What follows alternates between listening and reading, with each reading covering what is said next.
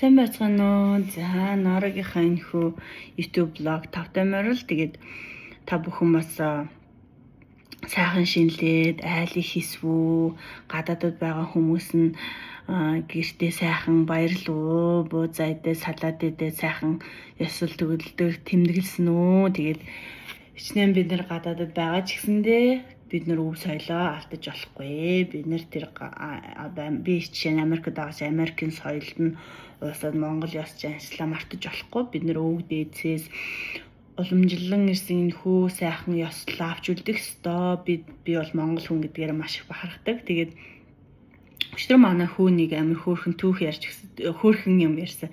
Тэр нь юу гэхээр ээжээ манай ангид юуны түүхийн хичээл орж байгаа. Тэгээ Чингис хааны талаар үзэж байгаа. Чингис хаан ингээм амар мундаг хүн юм байлээ. Айгу зоригтой, дайчин, айгу баатар хүн. Тэгээд дэлхийн талыг эзэлжээс маш олон орнуудыг эзэлж исэн байлээ штэ.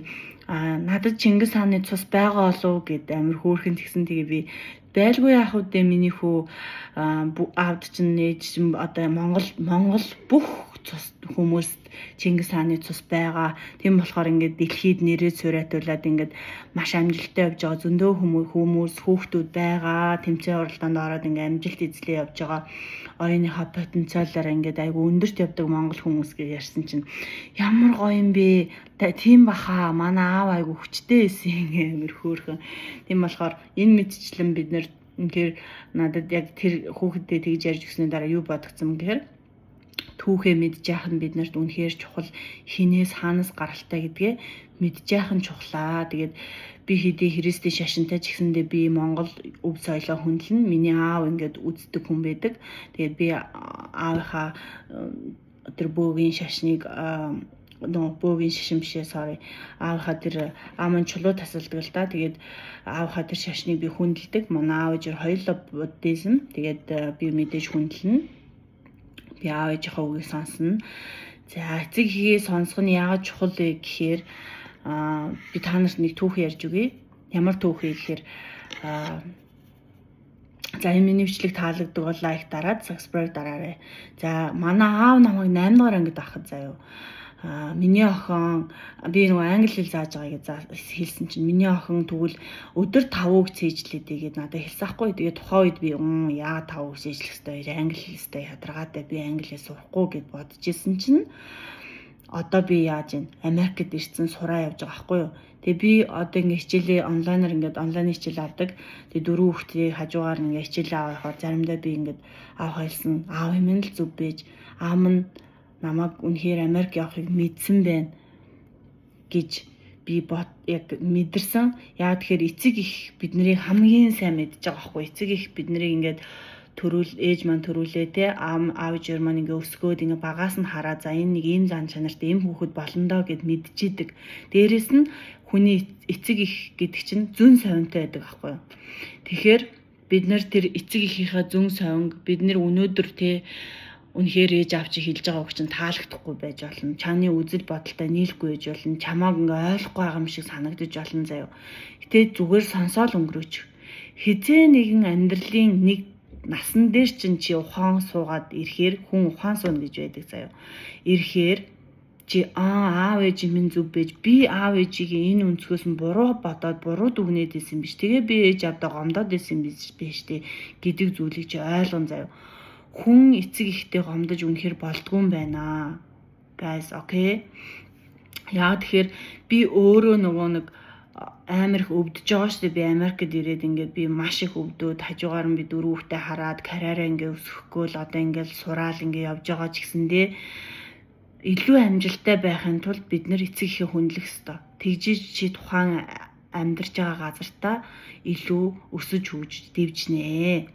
Тэгээд урт удаан амьдрнаа. Урт удаан наслана. Эцэг ихээ гомдоогоод муухай үг хэлээд ойролж хашгираад галзуу хүн шиг ажилладаг чиний амьдрал чинь үнэхээр өдлөхгүй. Үнэхээр шүү. Тийм болохоор би Христийн шашинтай ч гэсэндээ би бусад шашнуудыг хүндэлнэ. Би тийм болохоор эцэг ихээ би маш сайн хүндлэхийг сурсан. Би 33 наснда одоо ингээ ухаан суугаад үнэхээр хүндлэх ёс Монгол ёс зоншил чухал юм байна. Хүндлэх ёс чухал юм байна. Хэдий би Христийн шашинтай гээд ингээ тис хүндлэн ингээ одоо туушраад явж болохгүй байхгүй, баланстай байх хэрэгтэй. Би эцэгийнхээ сонсгоол сонсон тэдрийг дагна тий. Тийм байна. Тэгээ өнөөдөр та бүхэндээ эцэг эхээ хүндлэх талаар ярьлаа. Тэгээд үнэхээр бид нэр энэ дэлхий дээр урт удаан насалж илүү амжилттай, ambitiousтэй, карьертай явахын тулд бид нар эцэг эхээ хүндэлнэ. Мэдээж Gen Z generation одоо generation үнэхээр өөр орчин үетэй хөл нийлүүлсэн ингээд айгүй open mind хүмүүс байдаг. Тэгээ ажиллахад ингээд үнэхээр амар заяа. Тэдний ингээд зүрх сэтгэлд маш том мөрөөдөл байдаг. Энийг хэрвээ чи одоо Gen Z generation-д эцэг эхчүүд сонсож байгаа хүүхэд чинь маш том зүрхэндээ мөрөөдөлтэй бүр ингээд бараг дэлхийн талыг эзлэнэ гэж бодоод явж явах хэмжээний тийм мөрөөдөлтэй хүүхдүүд заяа. Бити хүүхдээ 20 цагт араас нь зуурал хүүхд чинь ингээ аль зэний гэрэлцэн ингээ хүнтэй сууж хүүхэд гаргацсан байхад араас нь ингээл амьдралд нь оролцоод заагаал ингээл зууралдаад байдаг. Бити заяа зүгээр хай орхи аанда хүүхэд чинь тусламж хэрэгтэй үе байх юм бол танаас тусламж гуугаад ирнэ. Тэр үед нь сайхан тусал. Тэгээгүй бол зүгээр орхи хүүхдэд итгэх хэрэгтэй заяа. Итгэн гэдэг чинь маш чухал. Бид нэр та хүүхдээ ингээ компани удирдаад компани захирал болно гэж бодож итгэх хэрэгтэй. Та хүүхдээ ерөнхийлөгч болно гэж итгэх хэрэгтэй. Тэр хүмүүс чинь өөртөө гэсэн карьер амбиц ингээ зүрхэндээ ингээ тээцэн би ийм хүн болно даа гэж бодож байгаа. Та ийм хүн болоо гэд ингээ заагаад ах юм бол та хоёр ингээ зөрчилтөд улам ингээ эцэг их хүүхдүүдийн хоорондох зайн ингээ хөндөрөөд яваад байгаа байхгүй. Хүүхд чинь ингээ танаас холдоод байгаа. Тэгэхээр хүүхдээ илүү ойр бай, ээж автайгаа илүү ойр бай гэвэл аль нь сонс. Тэгээ орхи. Зүгээр орхи заяа. Орхи гэж байгаа нь таны хайртай байхаа болж байгаа. Та хайр чинь дуусч байгаа гэсэн үг биш. Мэдээж хайртай санаа зовлгүй л яг. Тэр хүний чинь халамжлах хүн нь гараад ирсэн байна. Хүнтэй суудсан байна. Хүүхд нь гарсан байна. Та өөрөө юу хийх вэ гэхээр өөрийгөө бод. Одоо та бид нэр өсгөн төрүүлэнтэй ингээд зөндөө цаг хугацаагаа залуу насаач зарцуулсан байж болно. Тэгвэл одоо та өөрийгөө бодох цаг байхгүй. Одоо та жинхэнэ аял өөрийнхөө мөрөөдлийн ажилд ор тушаал ах те сквал гой газар нутаг үз хамаагүй одоо өөрийгөө хөөгөө явах. Тэгэхгүй гэрч суугаад ач зээгээ хараад гэрч хөөж хүүхэд харчаад өргөжлүүлээ хүүхдээ хараад гэрч суuna гэдэг бол үнэхээр эмгэнэл одоо үнэхээр юу гэж хэлэх үдээ би танд те. Тийм болохоор хүүхдэд итгээд орхи. Тэр хүний амьдралын зурсан зураас нь өөр байгаа. Таны амьдралаар таны бодсон шиг бодлоор амьдрах хал байхгүй. Gen Z generation хүмүүс үнэхээр хөөрхөн. Би ингээд Америкт ингээд Hilton хотелд ажиллаж байгаа. Манай ахлах нь биднийг хариуцдаг ахлах нь 21 настай Gen Z generation. Тэнгүүд менежер нь ахаа 22 настай хоёр охинтой ажилласан заяа. Тэгээ зөөгчнөр нь бас жоох хүүхдүүд. Үнэхээр гоё байсан надаа. Үнэхээр таалагдсан. Ямар тэгээд учир зүгөө хэрүүл хийж хүүхдэдээ ойлголцохгүй, орилж хашгирж яснаас зүгээр чимээгүй нэг сонсоод үзээч та. Та миний хүүхэд юу хүсдэг, ямар мөрөөдөлтэй, ямар карьер хөөгч байгаа юм тий. Яг юу хүсэж байгаа гэдгийг сонсоод үзээрэй заяа. Үнэхээр хөөрхөн заяа.